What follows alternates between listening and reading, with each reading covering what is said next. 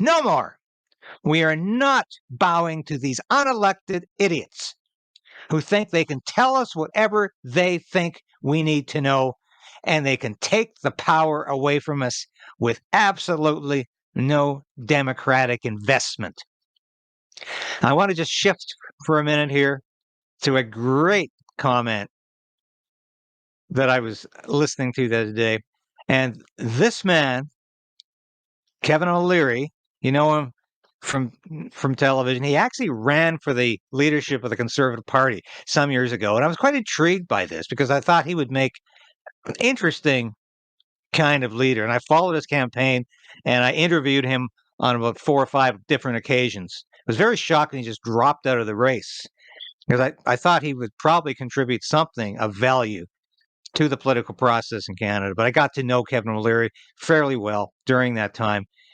So this interview from Fox the other day was, I think, largely prompted by Justin Trudeau's incredibly stupid remarks about the potential of Donald Trump becoming president again. And Trudeau directly interfering in American politics in the United States primaries by suggesting that would be a bad thing. He doesn't like Donald Trump. He can't work with Donald Trump. Donald Trump tore up the NAFTA agreement. What the hell is he talking about? Canada renegotiated a free trade agreement with the United States and Mexico.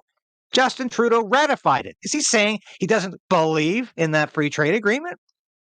What is he saying except that he doesn't like Donald Trump because Donald Trump is a threat to him, because Donald Trump represents his worst nightmare? But let's listen to what Kevin O'Leary had to say about this and about Justin Trudeau in general.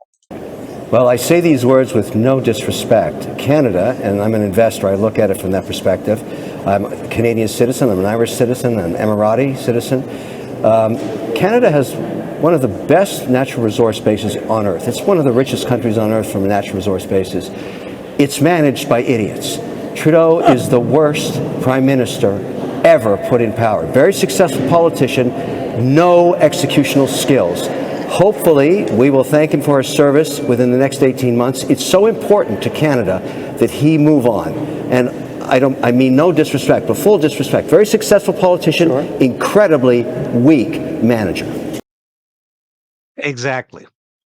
And he has been unable to manage this country beyond bringing us to the fiscal cliff. And he's going to push us over. And he certainly will if he goes through with his universal basic income plans.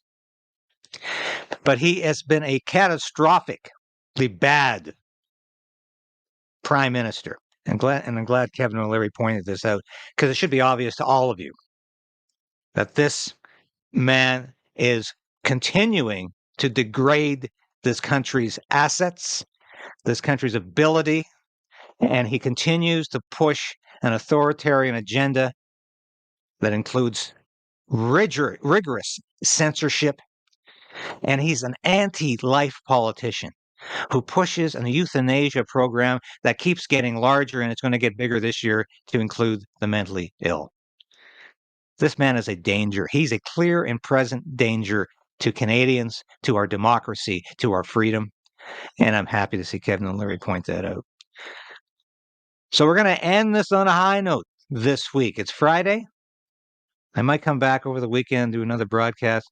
But as Davos wraps up, as Davos ends for another year, this has been a very different profile. This has been a very different performance, because they are afraid that the jig is up, and they know people around the world are wisening up, are smartening up to what they're doing, to what their agenda is, to what they really want to do to you. And thank God we are fighting back. As we say on this broadcast all the time, it's time to resolve to resist. Have a look at our store, by the way, and our hoodies and our t-shirts, so you can get that slogan printed on a t-shirt or a hoodie. I know some of you have already ordered. Thank you for doing that. But we need to continue to resolve to resist this authoritarian regime in Canada and to resolve to resist the forces of globalism that want to take our freedom away, that want to take our food away, that want to take our money away and make it a digital currency, and want to take everything that makes us free away. So is Justin Trudeau afraid of Donald Trump? Oh, yes, he is.